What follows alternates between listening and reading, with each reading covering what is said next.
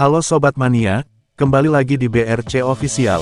Ada kabar menarik nih mengenai PSM Makassar, bertamu ke kandang Persita Tangerang, pada pekan kelima Super League, di Banten International Stadium, Kamis tanggal 11 September tahun 2025, malam WIB.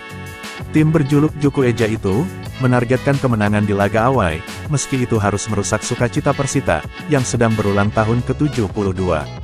Selamat ulang tahun untuk Persita. Umur 72 tahun untuk sejarah klub sepak bola adalah sinyal yang bagus. Saya berdoa yang terbaik untuk mereka, tetapi tidak untuk pertandingan. Untuk setelah pertandingan saja, kata pelatih PSM Makassar Bernardo Tavares. Pelatih asal Portugal itu percaya, skuadnya siap memberikan yang terbaik di pertandingan nanti. Namun, Tavares mengakui, persiapan PSM Makassar masih belum maksimal. Karena banyak pemainnya yang harus absen, dengan alasan pemanggilan timnas atau cedera. Kami mencoba melakukan persiapan sebaik mungkin.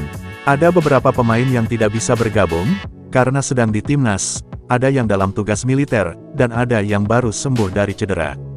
Kami akan lihat kondisinya pada latihan terakhir, lanjut Tavares.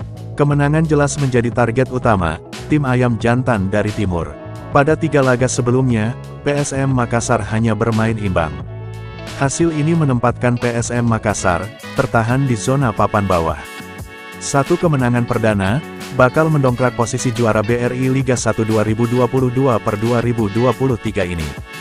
Nah itu dia sobat untuk update kabar hari ini. Bagaimana pendapat kalian sobat?